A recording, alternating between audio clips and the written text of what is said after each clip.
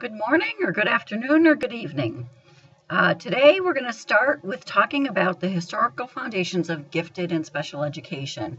And the link to the Prezi that you're going to see is available on the Moodle site. And there, at the end of the Prezi, there is a PowerPoint embedded that is also available on the Moodle site for class. So in starting with historical representations, let's talk about special education first. In medieval times, there was very, very limited job opportunities for people with disabilities. And basically, we didn't have people classified as having learning disabilities in the areas of reading or math as we do now, because most people did not go to school. We also did not have people identified as having ADD or ADHD simply because we didn't identify people with those sorts of issues then. The classification system was basically non-existent. What you have pictured here is a court jester. Court jesters were probably people with disabilities who were charged with entertaining the royalty, usually at the expense of themselves.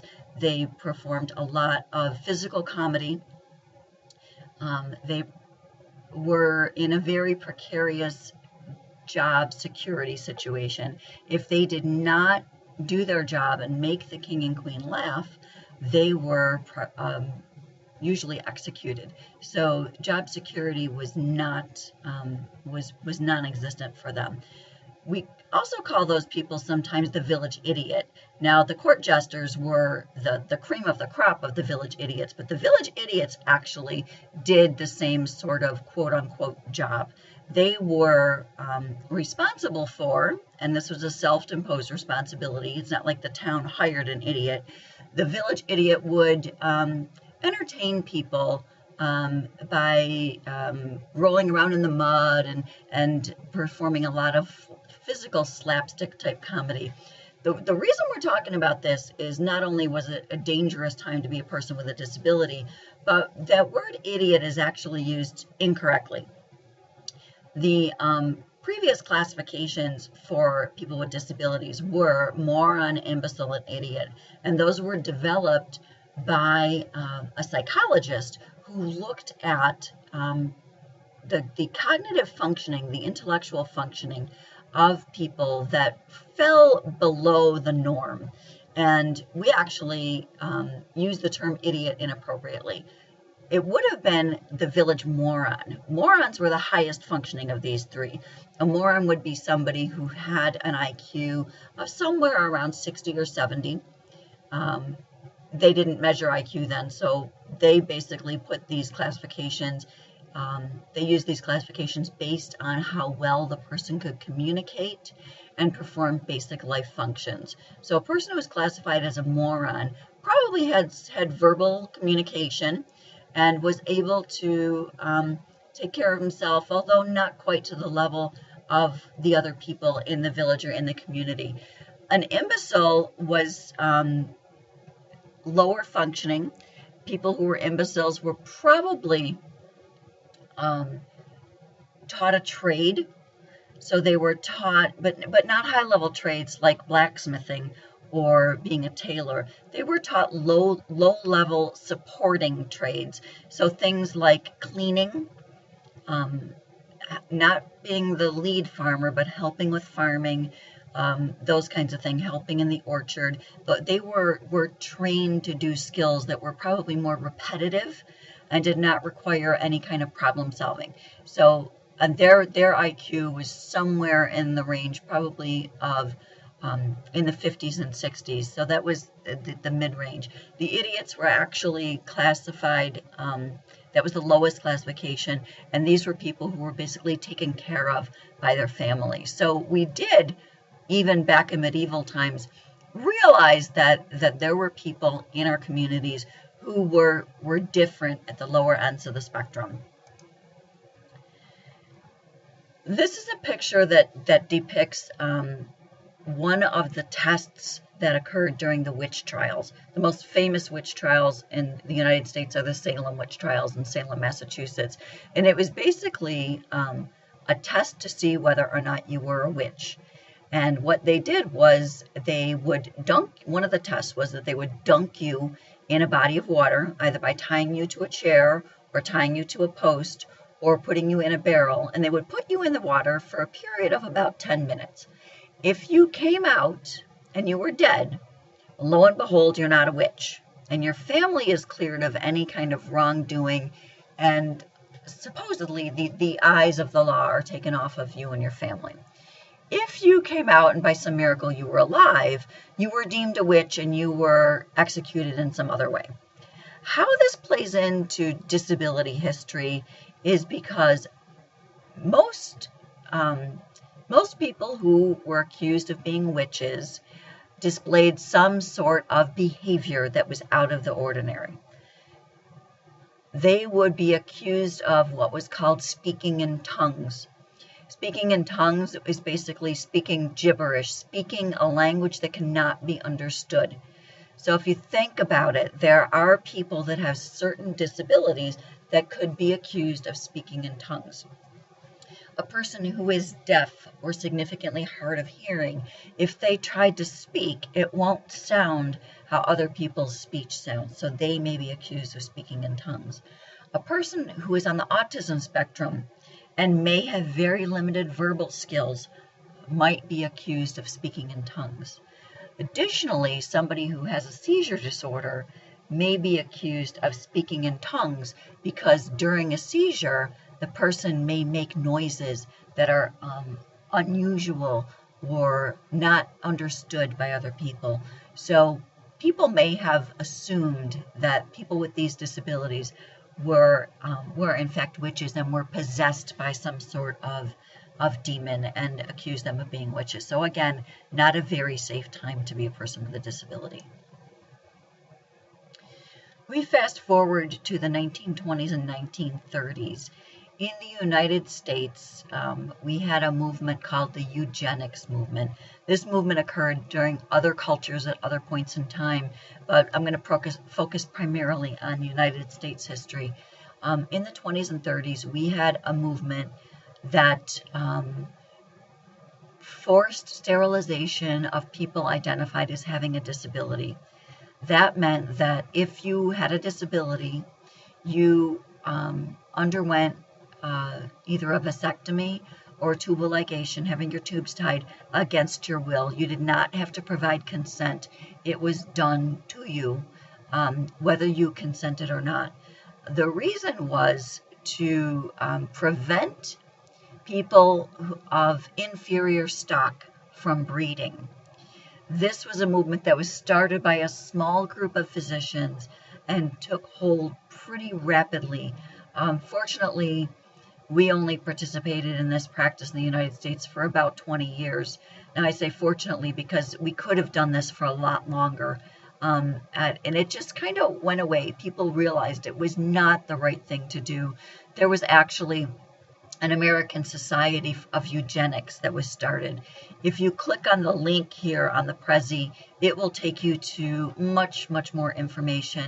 This is a dark time in history in the United States, and they don't really speak about it that much anymore. I remember reading very, very briefly about it in a history book when I was in high school, and that was in the 80s.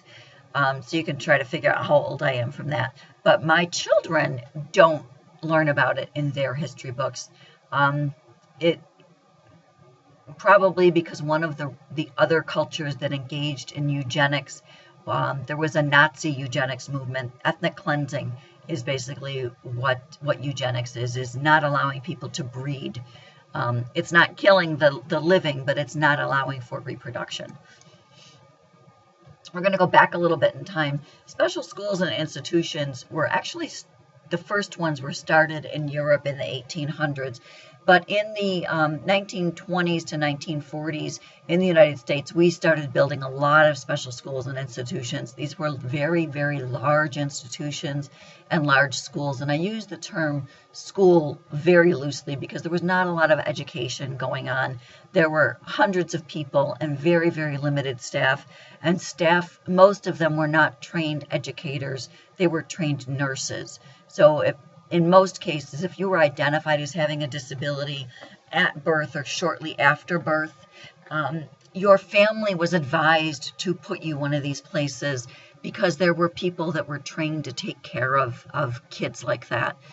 So many pediatricians were trained to tell parents to put their children in these places. We have here the picture of two presidents who were very integral in the beginning of the disability rights movement, which kind of coincides with the civil rights movement, although a little bit later in time. People with disabilities use the civil rights movement as their platform to say, you know, civil rights are for everybody. So, but disability rights movement has a little bit of a different timeline. You have the picture of Franklin Delano Roosevelt, who was President of the United States. He had polio, and there's a couple really interesting things about FDR. He contracted polio as an adult, not as a child, so he did not grow up with this. He contracted polio as an adult, I believe when he was in law school, actually. And what's more interesting is that the press helped FDR to mask his disability. There were very, very few people in the United States who knew that FDR had a disability. He had very, very limited motion and limited strength in his legs. He was only able to walk with the help of 2 or 3 other adult men. FDR was actually pretty tall, so he needed some big guys to help him walk. And he used a wheelchair or a cane, crutches, for most of his adult life. There are very few pictures of him using any sort of assistance in walking.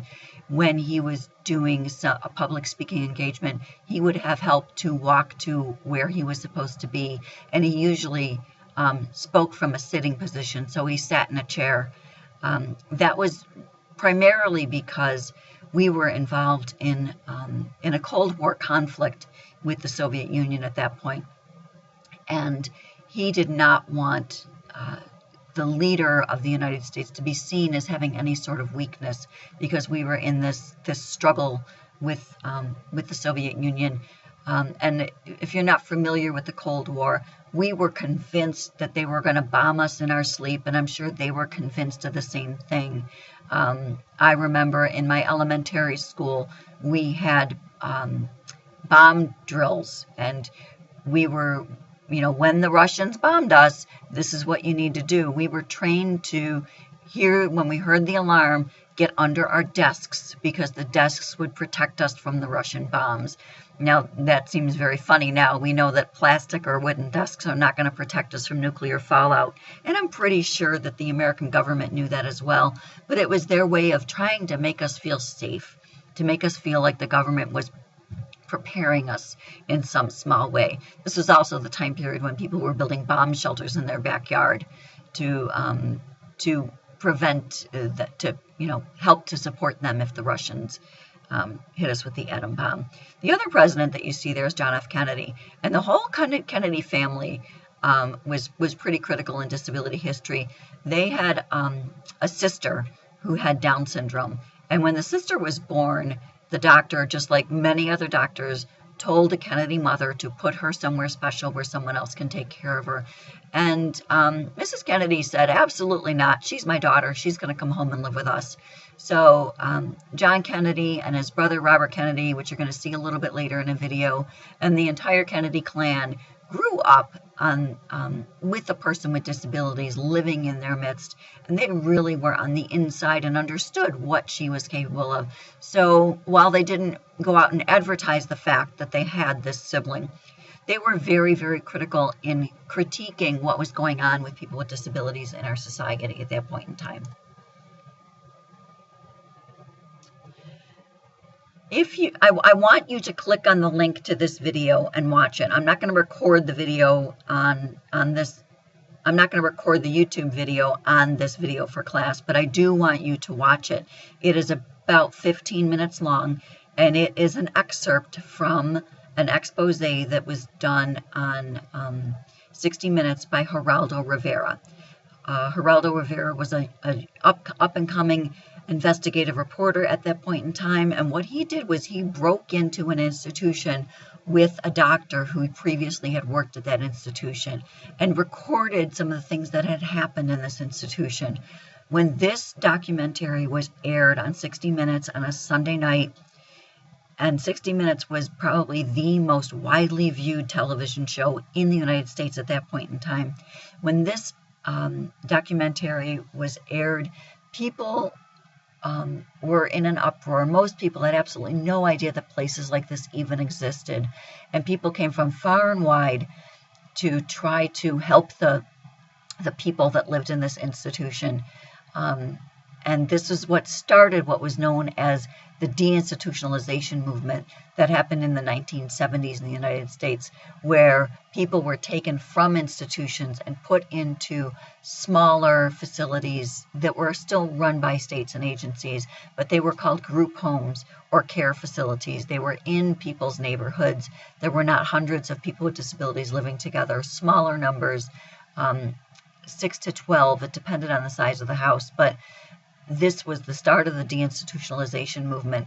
And it was very interesting to see how when the state or an agency wanted to put a group home into a neighborhood, there were some people who would protest.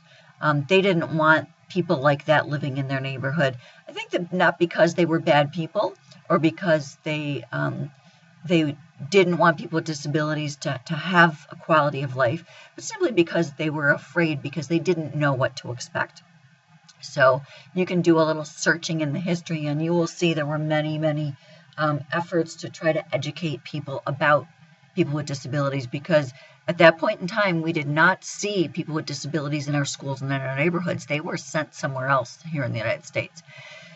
If you have time and you are interested in things like that, I would suggest you go on YouTube and you search for Willowbrook. You will see there are dozens of videos about Willowbrook, primarily teenagers and college students who will break into the grounds of Willowbrook with their video cameras and their cell phones because they truly believe the place is haunted. So there's lots of spooky, ghost searching kind of videos on Willowbrook. So we've talked a little bit about institutions. Institutions are not all a thing of the past. There still are some people with disabilities who live in institutions. What you have on the screen in front of you is what's called a continuum of services, a continuum of placements. These are places generally where people with disabilities are educated or live here in the United States. There still are some people who live in institutions. There are some people who are educated at home, whether it be because they have a significant health issue that prevents them from going to school, or sometimes they are at home because they have some mental health issues or some anxiety issues that prevent them from going to school. The law in New York State is if you are on homebound instruction, and this is different from homeschooling. Parents still have the option to homeschool kids with disabilities, but if you are on homebound instruction, you get individualized one-on-one tutoring for 2 hours a day, and that serves as your public education. Special schools still exist. There are special schools for children who are blind, children who are deaf, children who are deaf-blind. There is a special school in the city of Buffalo for people with physical disabilities. There is a special school in East Aurora, which is a suburb of Buffalo, for people with reading disabilities. There are also residential and day schools for people with some significant emotional and behavioral problems. These bottom three more restrictive settings Not a whole lot of kids with disabilities are in those settings. We as a society have moved much more towards an inclusive educational system.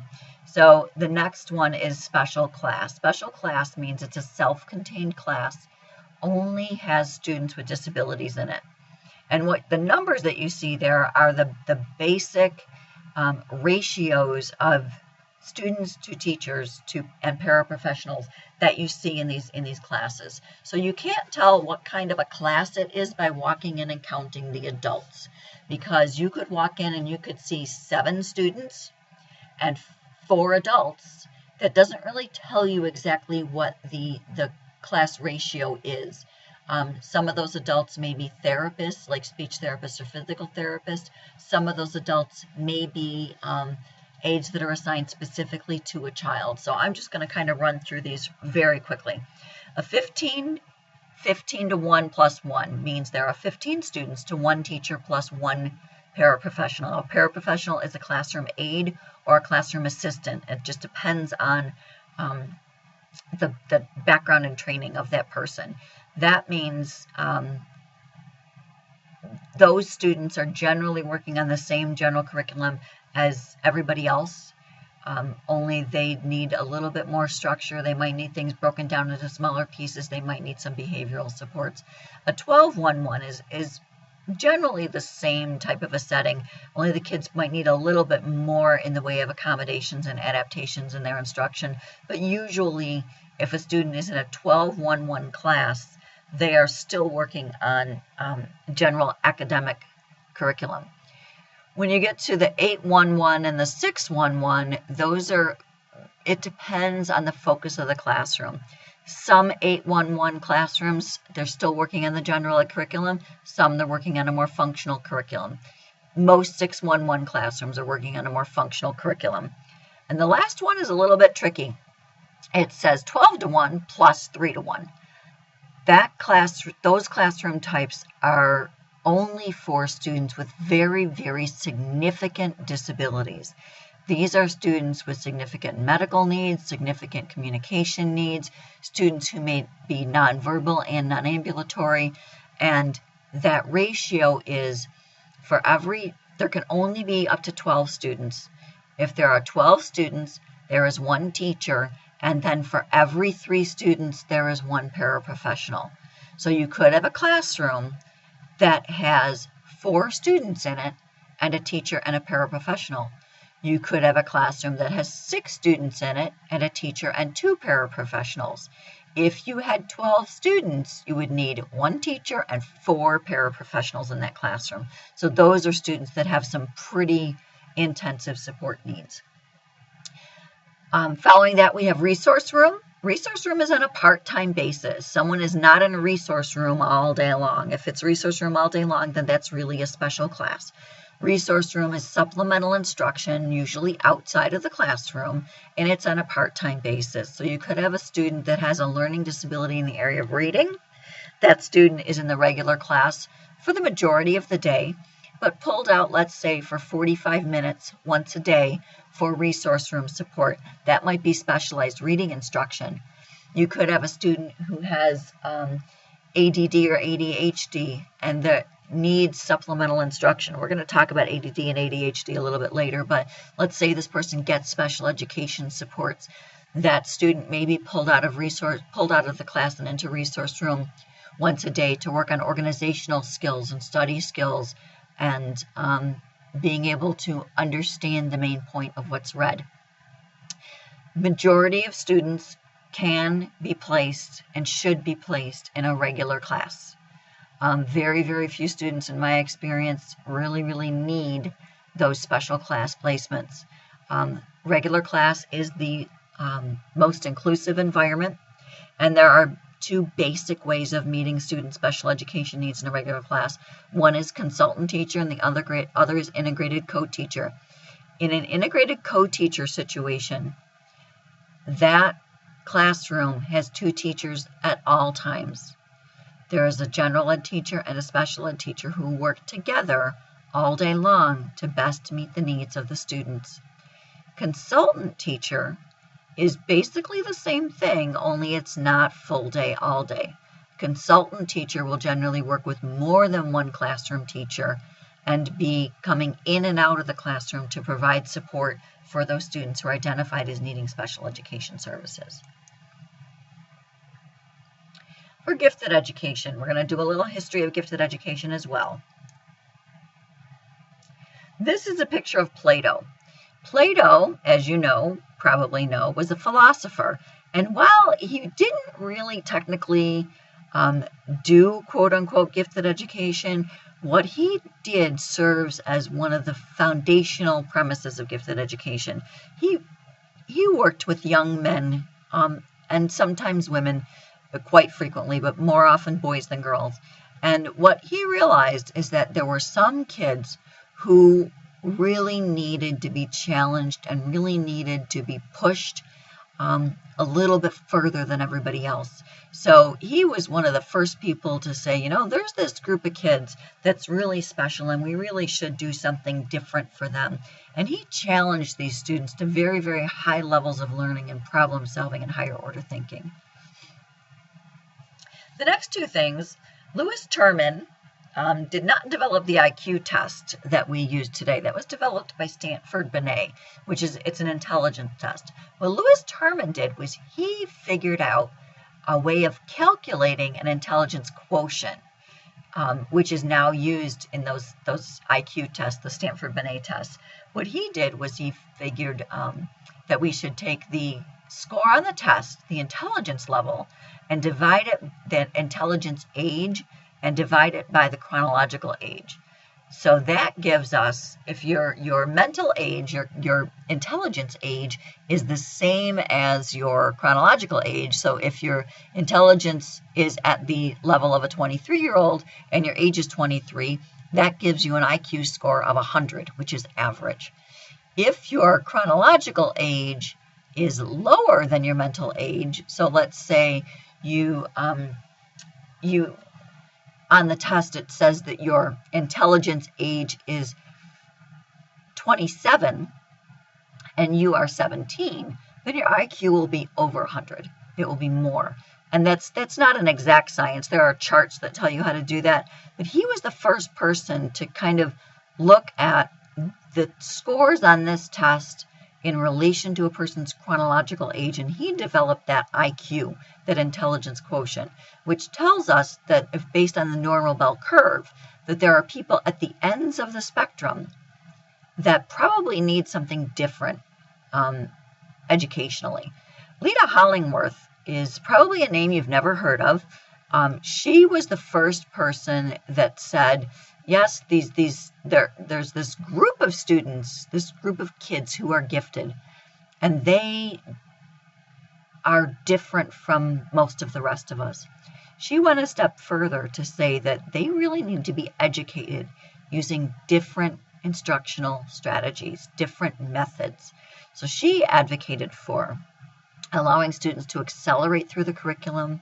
She was the one that talked about enriching the learning environment for them, building in higher order thinking and creative problem solving. She was the person that first really said, these students are different and we should be doing something different for them.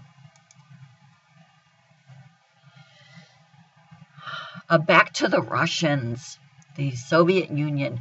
Not only were we involved in a Cold War with the Soviet Union, we were also involved in a space race.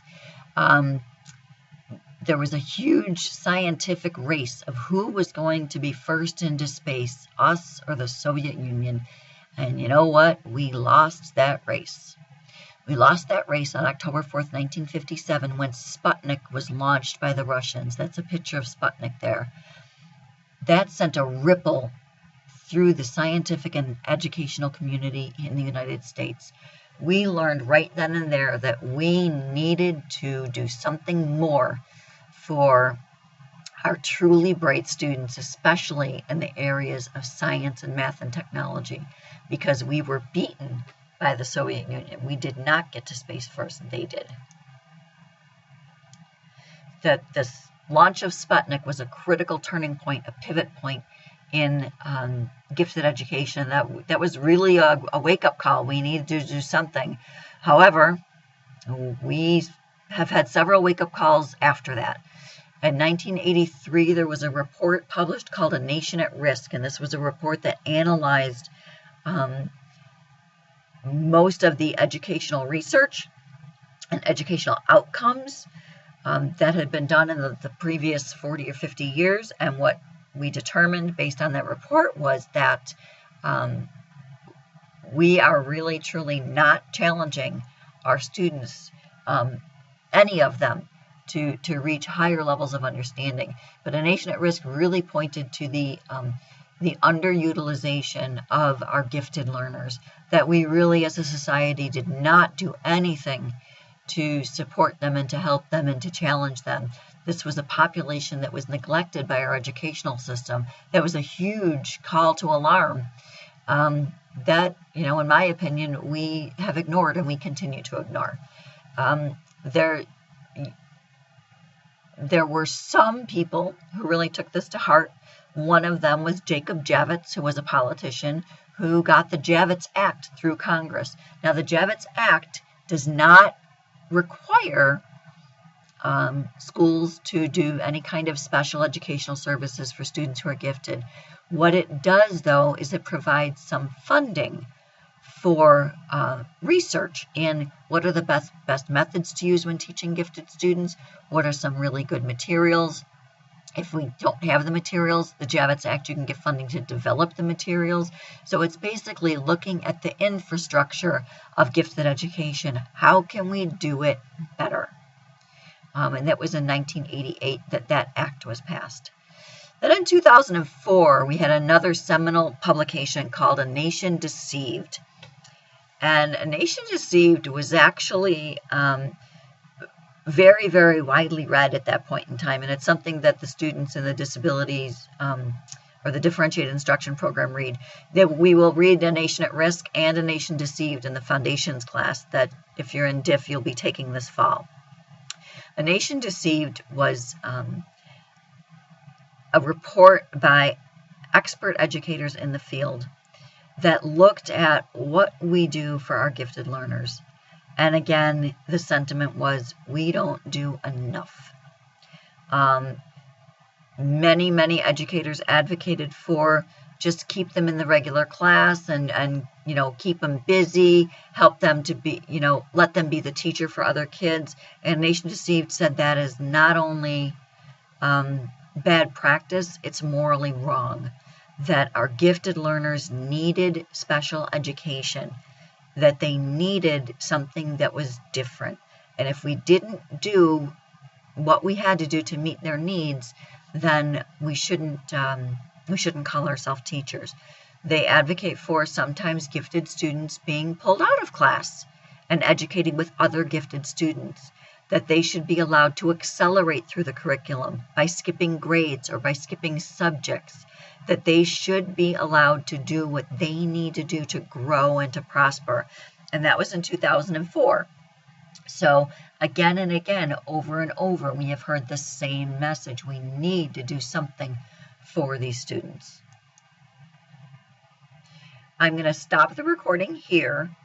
The PowerPoint does continue on the Prezi, but I would suggest that you view the PowerPoint in PowerPoint form from Moodle, because then you can click on the links. I can't get the links to be active in the Prezi.